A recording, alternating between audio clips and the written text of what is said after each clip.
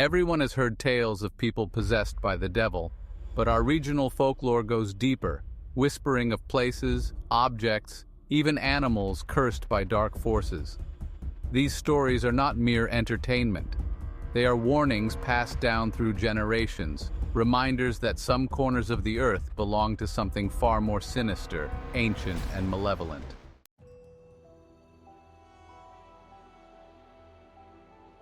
In the shadow of Pueblo Azul, beyond the barren fields where nothing grows, lies a desolate stretch of land. Here stands an ancient well, surrounded by jagged rocks and gnarled, twisted trees. For countless years, this well was said to contain the very essence of hell. Its stones, long cracked and weathered by time, were covered in dark moss that glistened in the moonlight as if alive. Vines wound around its base, creeping upward, pulsating like veins carrying a dark lifeblood. The villagers avoided the well as if it were a living creature, one that could sense their fear and hunger for their souls. No birds ever perched on its rim. Dogs would whimper and refuse to go near it. Horses would rear up in terror if forced toward its vicinity. The animals that wandered too close often disappeared, vanishing into the shadows, leaving behind only a whisper of their last terrified cries. The air around the well was different, colder, thicker, like the presence of death itself. Local legends spoke of ghostly blue lights that flickered and danced around the well on moonless nights. These lights were not mere will-o'-the-wisps. They were ominous, malevolent spirits. They moved with an unnatural, hypnotic grace, casting an eerie, ethereal glow across the fields. Some claimed to hear soft, beckoning whispers carried on the wind whenever the lights appeared. Those whispers would lure travelers, leading them toward the well's gaping maw, tempting them with promises of wealth, love, or secrets from beyond. The legend said the well had an insatiable hunger, a craving that grew stronger with each passing year. It wasn't enough to consume animals, it thirsted for human souls. Many of those who ventured too close vanished without a trace. Their names faded into memory, and the villagers would only speak of them in hushed tones, staring fearfully at the well's direction as if it might hear and be angered. The bottom of the well, they whispered, was not filled with water, but with the bones of its victims, broken, twisted bones, remnants of lives lost to its eternal darkness. No one dared look too deep into its depths, fearing what might look back at them.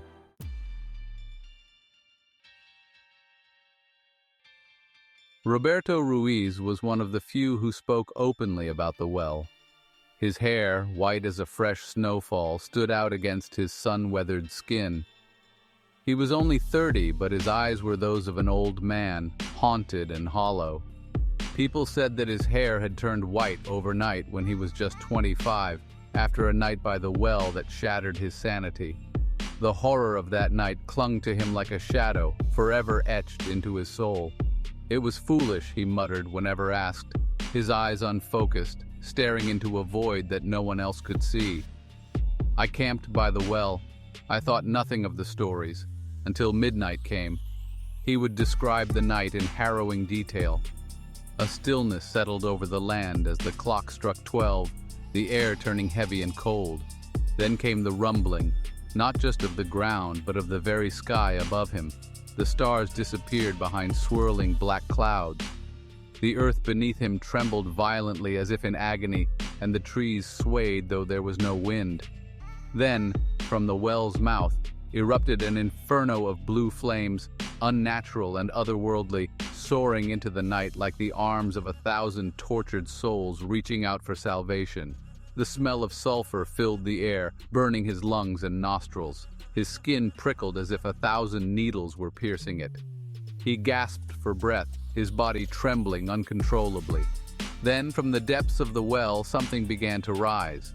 At first, it was only a shadow, a silhouette against the fiery glow. Slowly, horribly, a head emerged, enormous and grotesque. Its eyes glowed with a smoldering red filled with fury and hatred. Roberto's scream was lost in the howling wind that suddenly swept through the clearing. He could do nothing but watch as the rest of the monstrous form followed. The face was a sickening fusion of man and beast, its skin a deep, rotting gray. Black horns curled upward from its brow, dripping with a foul, oily substance. Its mouth stretched wide, impossibly so, revealing rows of jagged, yellowed teeth that seemed to gnash and clatter on their own, dripping with a vile black ooze. This was the devil himself, clawing his way up from hell's depths to claim the world above. Roberto's mind shattered. In that instant, he became something less than human, driven by a terror that burned through his veins. He ran, heart hammering, legs pumping as if to flee from death itself.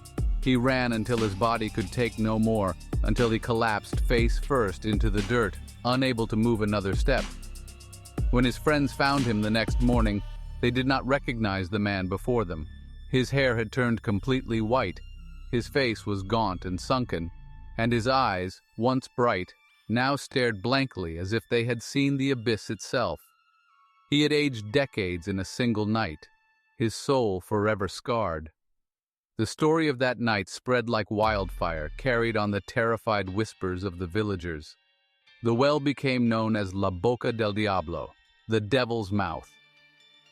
It was a cursed place, surrounded by an aura of dread so palpable that the bravest of men would cross themselves when speaking of it. Travelers began to take long, arduous detours, preferring days of extra journey over the risk of passing too close.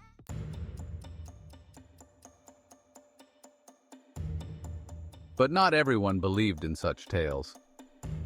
One evening, a traveler on his way to Mexico found himself lost as the sun dipped below the horizon. Exhausted and parched, he stumbled upon the well. Its mouth yawned open, an abyss of pure darkness that seemed to call to him. The traveler scoffed at the warnings, dismissing them as mere superstitions of simple folk. Desperate for water, he tied his horse to a nearby fence and approached the well, peering cautiously into its depths. The air around the well grew colder, but he ignored it. He leaned over the edge, his breath hitching as he saw a glint of water far below. But in his haste, he leaned too far. With a strangled cry, he slipped, tumbling headlong into the darkness. Down he fell, the rough stone walls tearing at his clothes and skin, until he crashed into the icy water at the bottom. Pain shot through his limbs, and he gasped for air as the freezing water closed over him. He had survived the fall, but now he faced a new nightmare. The traveler looked up, seeing only a distant circle of light far above. His fingers were already raw and bleeding from the fall. The walls were slick with algae, offering no easy grip. Desperation clawed at his heart as he began the climb, inch by inch, his muscles screaming in protest. The cold gnawed at his bones, and the whispers of the well's legend filled his mind, reminding him of the countless souls that had never escaped. He had to get out. He had to escape.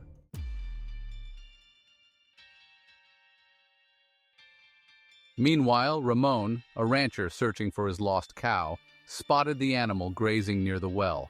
A chill crept up his spine, his heart hammering against his ribs. The tales of the well filled his mind, each gruesome detail clawing at his sanity. He had no choice. He had to retrieve his cow. With trembling legs he approached, every step heavy with dread. Then, a noise froze him in his tracks. A scraping sound like nails dragging across stone. Ramon's blood turned to ice. From the shadows within the well, a head emerged, slowly, as if rising from the grave. Wet hair clung to a pale, contorted face. The eyes were wild, filled with terror and desperation. But in Ramon's eyes, it was no man. It was a demon, a twisted face with eyes that burned like fire, teeth gnashing as if craving flesh. With a scream of sheer terror, he seized a thick branch from the ground, swinging it at the figure with all his might. "Not me!" he shrieked. "You won't take me!"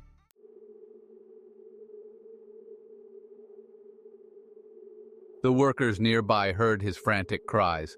They dropped their tools and rushed to the scene, finding Ramon frenziedly beating at something near the well's edge. "We have to seal it!" Ramon yelled, voice cracking. "Seal the devil inside!" Panic surged through them as they gathered stones, preparing to bury whatever horror lay within. But then, a voice echoed from the well, strained and desperate. "Help! Help! I'm drowning!" It was a human cry, not the guttural growl of a demon. One of the workers hesitated. "That doesn't sound like the devil. Look, there's a horse tied up. The devil doesn't ride a horse. Let me see." Peering down, they saw the traveler clinging to life. His face was pale, eyes wide with terror. Hastily, they threw down a rope, pulling him up from the abyss. The man collapsed on the ground, shivering violently, his clothes soaked through, blood trickling from a gash on his head. He looked like a corpse pulled from the depths of a grave. A woman, feeling a surge of pity, stepped forward, her eyes wide with horror and compassion. "Poor devil," she whispered, her voice trembling as she gazed at the man's pitiful state. At those words, the traveler's eyes fluttered open, filled with a haunting emptiness. His face twisted in a grimace of both anger and despair. He forced himself to speak, his voice barely more than a ragged breath. "Please, never call me that again," he rasped, every word sounding like it was dragged from the depths of his soul. His eyes stared into hers, and she felt a chill run through her veins. It was as if the well itself had tainted him, leaving behind a mark of its darkness. The villagers dragged the traveler away from the well, their hands shaking as they wrapped him in blankets. A few looked toward the well, which now sat silently, its black mouth open and mocking. The blue lights had vanished, but an air of dread hung heavily around it. No one dared to approach any closer. Over the next few days, the traveler lay in a fevered stupor at a local villager's home. He muttered incoherently, tossing and turning, screaming about things he had seen in the depths of the well. Faces. So many faces. Crying, reaching out, he babbled. They wanted me. To join them. To stay. Forever. The villagers kept their distance, afraid that whatever had come back with the traveler might spread its curse. They spoke of sealing the well with stones and iron, of casting holy water into its depths to cleanse it of its evil. But the elders warned against it. "It's not the well you seal, it's the evil within it," they would say, their eyes clouded with ancient knowledge. "You may seal it for now, but it will find another way out."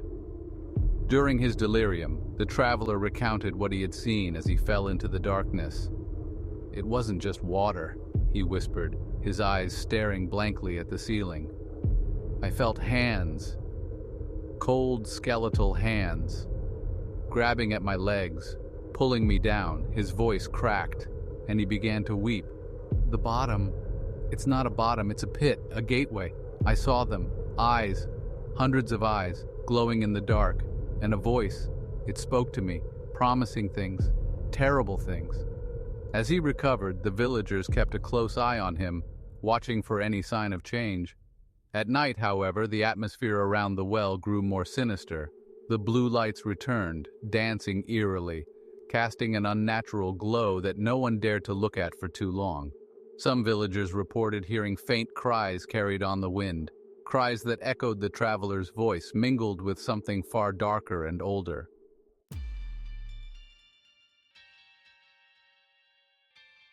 One evening, just after dusk, a group of men armed themselves with torches, axes, and stones. They marched toward the well with grim determination. "It must be sealed," they declared. "We cannot allow it to take another soul." They worked through the night, piling stones over the well's mouth, layering them with mud and mortar. They hammered iron bars across the top, crossing themselves as they worked, muttering prayers under their breath. The well groaned and creaked as if protesting, but they continued, their resolve strengthened by the horrors they had witnessed.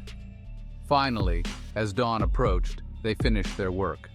The well was sealed, its gaping maw hidden beneath layers of stone and iron. A collective sigh of relief washed over the men, though it was tinged with unease. As they stood back, exhausted and covered in sweat and dirt, a silence fell over the clearing. A silence so deep it seemed to smother the very sound of their breathing. Just as they turned to leave, a soft, chilling whisper emanated from the stones, curling through the air like the last breath of a dying man. "This is not the end." They froze, eyes wide with horror, looking back at the sealed well. For a moment the ground beneath them quivered, a slight tremor that made their hearts skip a beat. The air grew heavy, the temperature dropping sharply, and then nothing. Silence. The men exchanged fearful glances, their faces pale and drawn. They hurried back to the village, leaving the well behind, now entombed but not defeated.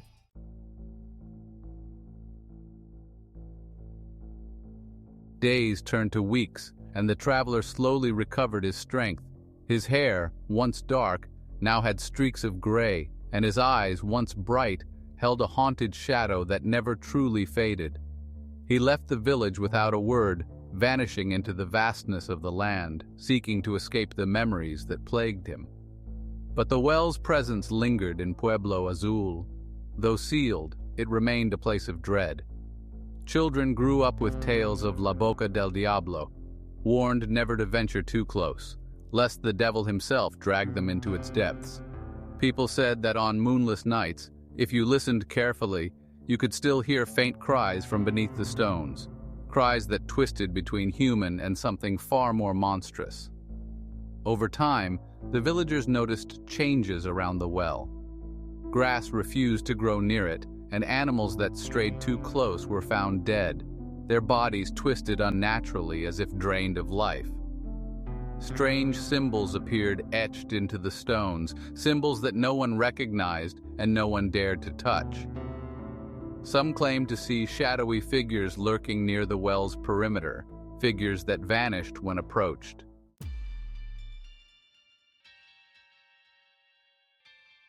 One night, decades after the traveler's ordeal, a powerful storm struck Pueblo Azul.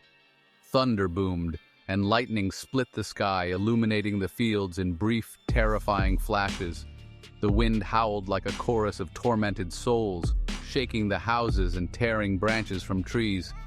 The villagers huddled inside their homes, praying for the storm to pass. Then amid the chaos came a sound that chilled them to their cores, a deep rumbling crack from the direction of the well. The earth trembled violently, as if something was trying to force its way to the surface.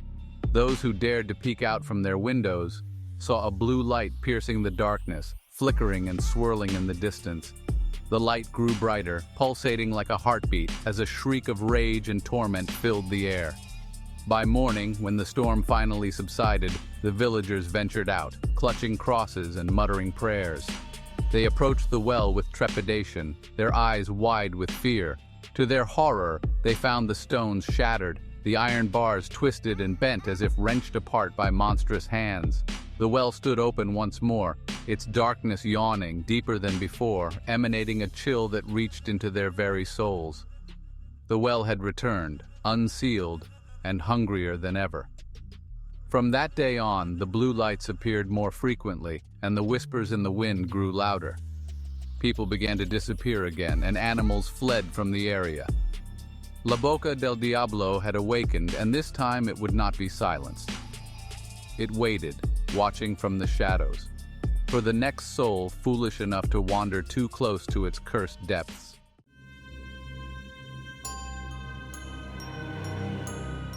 And so the villagers of Pueblo Azul lived in perpetual fear, knowing that the evil lying beneath the well's surface could never truly be contained. Some evils, they learned, are eternal, feeding on the terror of those who dare to remember